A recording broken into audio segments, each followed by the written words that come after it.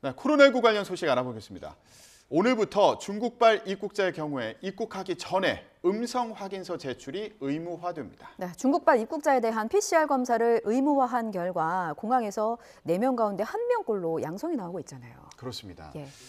그런데 이런 상황에서 확진 판정을 받은 중국인 1명은 격리를 거부하고 도주해서 경찰이 현행범으로 추적에 나섰습니다. 기정훈 기자가 전해드립니다. 코로나19 신규 환자 7만 8천여 명, 수요일 기준 3주째 유지하던 8만 명대 아래로 내려오며 완만한 감소세를 보였습니다. 주간 확진자 수도 지난주 45만 8천여 명으로 전주 대비 2.6% 감소했지만 일평균 위중증 환자 수는 9.8% 늘었고 일평균 사망자도 5.4% 증가했습니다. 감염 재생산 지수는 1.0으로 가까스로 11주 연속 1 이상을 유지했습니다. 이런 가운데 중국발 확진자가 주목됩니다.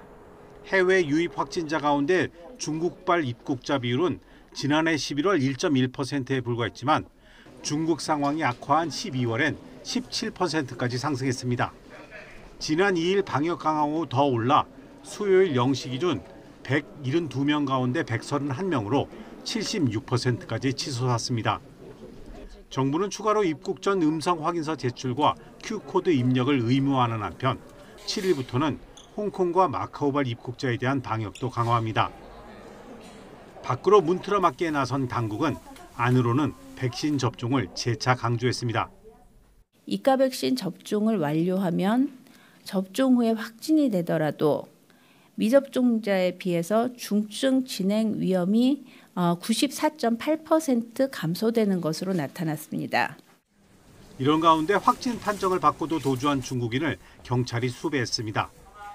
입국 검사에서 확진된 40대 중국인 A씨는 3일 밤 인천국제공항에서 임시 생활시설로 이동하던 도중 격리를 거부하고 도주했습니다.